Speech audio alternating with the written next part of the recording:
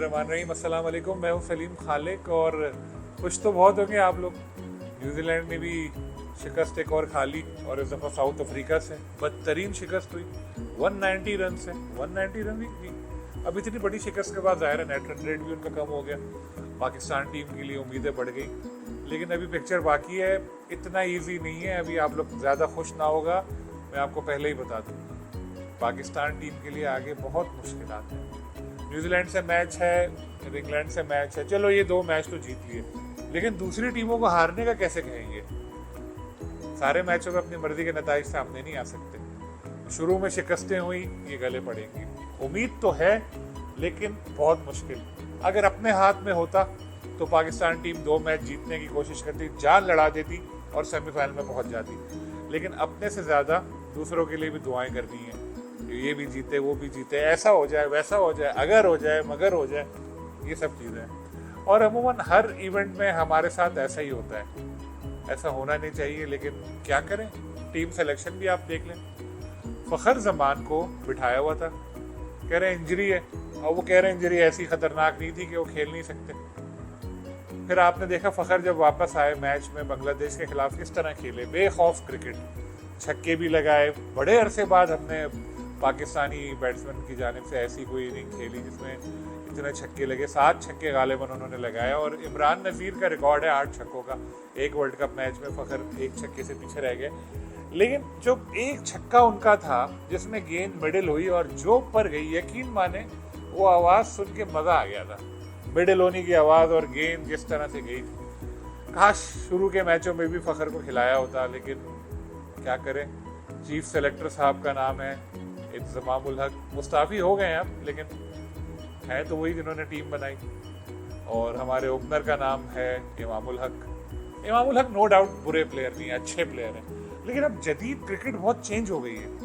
आप उस तरह के नहीं खेलते कि आपने अपनी सेंचुरी बनाई 120 बॉलों पे और पता चला टीम हार गई। इमाम बहुत गेंदें ज़्यादा करते हैं। अब्दुल्ला शफीक अच्छा खेल रहा है, लेकिन अब्दुल्ला का भी स्टाइल ऐसा ही है। दोनों एक जैसे ओपनर होते तो टीम पे दबाव आता है, बाद में फिर मुश्किलात का सामना करना पड़ता है, क्योंकि हमारे पास अब शाहिद आफरीदी, अब्दुल रज़ाक, अज़हर महमूद ऐसे ऑलराउंडर हैं ही नहीं जो मार दाड़ करके स्कोर आगे ले जाए। फ़खर आए तो उन्होंने पूरा टीम का माहौल ही बदल दिया। आपने देखा किस तरह की उन्होंने बैटिंग की और आसानी से पाकिस्तान जीता। नेट रन रेट भी पाकिस्तान का बेहतर हुआ। इस चीज़ की हमें कमी थी। सिलेक्शन फेयर नहीं हुई, इस वजह से पाकिस्तान टीम हारी। मैं आपको बताता चलूँ कि वर्ल्ड कप में ऐसा तजुर्बा किया गया है कि चीफ सेलेक्टर इंतज़ामुल हक, चीफ सेलेक्टर जहाँ मैं बोलूँ ना ब्रैकेट में मुस्ताफ़ी समझें आप लगा हुआ, उन्होंने प्लेइंग 11 में भी काफ़ी दखल दिया। वो तो इंडिया पहुँच गए थे भाई, उनसे पूछो आप इंडिया क्या करने गए थे? कोई याजू इंटरनेशनल की कॉन्फ्रेंस थी या क्या थी जिसके लिए आप इंडिया गए? वो पहुँचे हुए थे और प्रैक्टिस में भी जाते, और गैर मुल्की कोचेस बेचारे नाराज़ थे, लेकिन उनकी अभी खुद की हालत बदली है तो कुछ बोल नहीं पाए। तो देखते हैं अब आगे क्या होता है, लेकिन एक उम्मीद की किरण पाकिस्तान को नज़र आई है। यकीनन आप लोग भी दुआएं करते रहें, शायद आगे जाके और अच्छी परफॉर्मेंस हो आऊँ, लेकिन साथ में मैं यही बोल रहा हूँ इतनी ज़्यादा उम्मीदें नहीं लगाइएगा। और एक चीज़ जो मुझे बहुत बुरी लग रही है वो ये है कि लोगों को डाइवर्ट किया जा रहा है अलग अलग बातें बता के। पहले कहा गया कि जी 5 महीने से तनख्वाहें नहीं मिली। बिल्कुल ठीक है, 5 महीने से तनख्वाहें नहीं मिली। क्यों? क्योंकि भाई आपने सेंट्रल कॉन्ट्रैक्ट में दस्तखत ही नहीं। आप किसी कंपनी में नौकरी कर रहे हैं अगर, और वहाँ पर आपने कोई मुआहदा ही साइन नहीं किया, तो वो कंपनी आपको कैसे तनख्वाह देगी? आप तो पेरोल पे आए ही नहीं होंगे।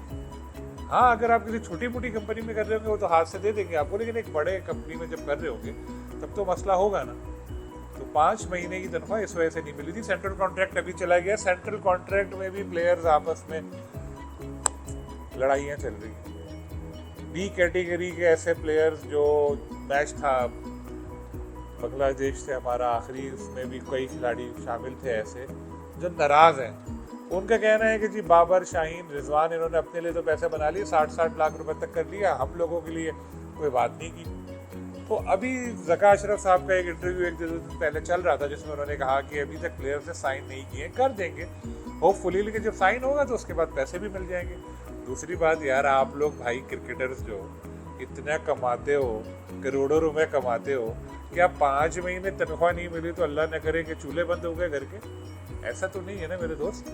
तो ये बात मैं तो समझता हूँ ये डाइवर्ट करने की कोशिश थी, लेकिन अब लोग होशियार हैं, वो समझ जाते हैं। कई सारी ऐसी चीज़ें हुई जो गलत थी, लेकिन अगर हम सेंट्रल कॉन्ट्रैक्ट के मामला यहाँ लेकर आते हैं तो उसका कोई ताल्लुक नहीं है। सेंट्रल कॉन्ट्रैक्ट का मैं आपको पहले भी बता चुका कि इसमें प्लेयर्स ने जाने से पहले एक धमकी दी थी पीसीबी को कि जी हमारी बातें नहीं मानी गई तो हम आईसीसी की जो तकरीबात होगी वर्ल्ड कप में उसमें शिरकत नहीं करेंगे, और इसके साथ हम लोग जो पीसीबी लोगो लगाता है शर्ट पे वो भी नहीं लगाएंगे, जिससे पीसीबी परेशान हुआ और इंतज़ामुल हक साहब सामने आए, किसी हीरो की तरह एंट्री की उन्होंने और 48 घंटे में मामला हल कराने का कहा था उन्होंने। बाबर आजम को लेके रज़ाकार साहब के घर गए और वाकई 48 घंटे में मामला हल करा दिया, लेकिन प्लेयर्स के हक में। ये मैं तो खैर कल आपको बता दिया था, आज थोड़ा इसका जिक्र किया है।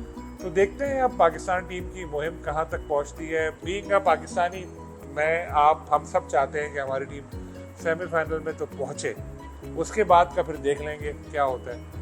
लेकिन इम्कान मैं बता रहा हूँ आपको कम है। मौजिज़े ज़रूर होते हैं, क्या पता फिर कोई मौजिज़ा हो जाए, लेकिन बात वही आ जाती है कि सारा कुछ अपने हाथ में होता तो बहुत अच्छा था, लेकिन अब दूसरों के लिए भी ये हार जाए वो हार जाए, और दूसरे इतने अच्छे नहीं है कि आपके कहने पे आप बोलोगे यार ये हार जाए, उनका भाई हम हार जाते हैं, बिल्कुल हम भी हार जाते हैं, हम भी हार जाते हैं। आप सेमीफाइनल में खेल लो, ऐसा तो नहीं होता ना। खैर, उम्मीद पे दुनिया कायम है, उम्मीद रखते हैं, फिर इंशाल्लाह आपसे मुलाकात होगी। अल्लाह हाफ़िज़।